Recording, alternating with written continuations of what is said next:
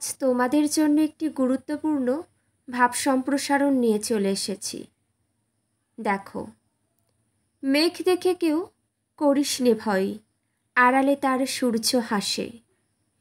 হারা শশীর হারা হাসি, অন্ধকারেই ফিরে আসে।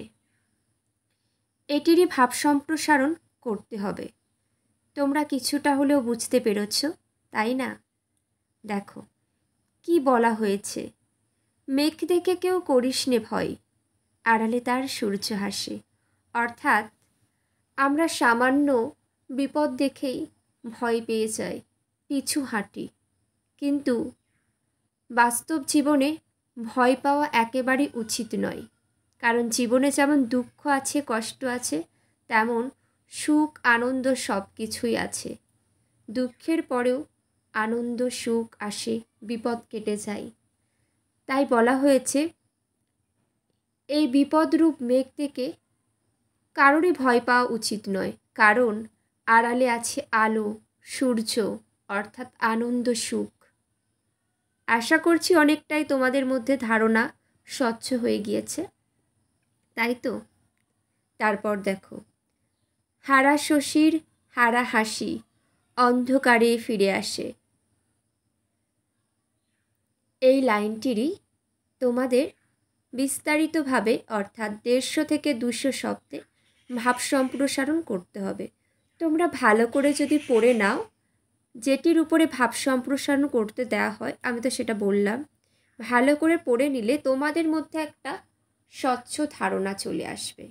এবার বিস্তারিতভাবে আমি ভাব সম্প্রসারণ করছি, সকলে মন দিয়ে শোনো। সুখ দুঃখ, হাসি কান্না, আনন্দ ব্যথায় সম্পৃক্ত আমাদের এই মানব জীবন। অনেক সময় অশান্তি বা দুঃখের কালো ছায়া জীবনকে গ্রাস করে ঠিকই, কিন্তু তার অবসানও আছে। চলার পথে প্রতিনিয়ত মানুষকে বহু বাধা বিপত্তির সম্মুখীন হতে হয়, তাই না বলো? কিন্তু যদি কেউ এই সব বাধা বিপত্তিতে ভয় পেয়ে পিছিয়ে আসে, তবে সে জীবনে থেকে অনেকটাই পিছিয়ে যায়। পিছিয়ে যাওয়া একেবারে উচিত নয়, তবে সে ভুল করবে। কেননা সমস্যা থাকলে তার সমাধানও নিশ্চয়ই আছে।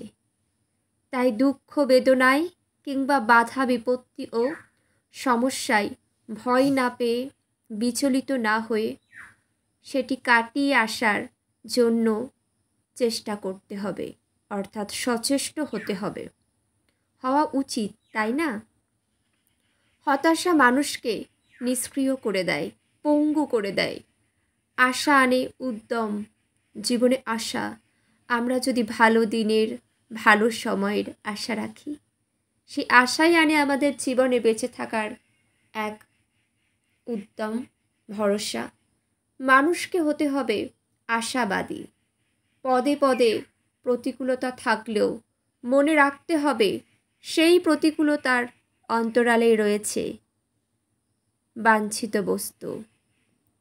প্রতিকূলতা থাকলেও সেই প্রতিকূলতা কেটে যাবে, আসবে জীবনে সফলতা। ঠিক যেমন মেঘের আড়ালে থাকে সূর্যের দীপ্তি, কিংবা অন্ধকারের মধ্যেই থাকে চন্দ্রালোকের ইঙ্গিত। কবি যথার্থই বলেছেন, মেঘ ক্ষণিকের। মেঘ অর্থাৎ খারাপ দিন, খারাপ সময় কিছুক্ষণের, চিরদিনের সূর্য। আর সূর্য চিরদিনের, মানে ভালো সময় আমাদের সাথে বেশিরভাগ থাকে জীবনে। আর দুঃখ কষ্ট এগুলো ক্ষণিকের জন্য।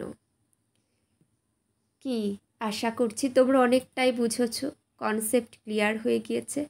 এমন গুরুত্বপূর্ণ ভিডিও পাওয়ার জন্য, দেখার জন্য অবশ্যই তোমাদের পাশে থাকতে হবে। এইরকমই পরীক্ষাতে ভাব সম্প্রসারণ দেওয়া হয়ে থাকবে। আর তোমরা যদি রীতিমতন এই ভিডিওগুলো ফলো করো, তোমাদের কিন্তু নিজেদের ভাষায় ভাব সম্প্রসারণ গুছিয়ে লিখতে কোনো অসুবিধাই হবে না। অনেকই ধারণা জন্মে যাবে। কি ঠিক বললাম তো? সকলে ভালো থেকো। আজ এখানেই শেষ করলাম।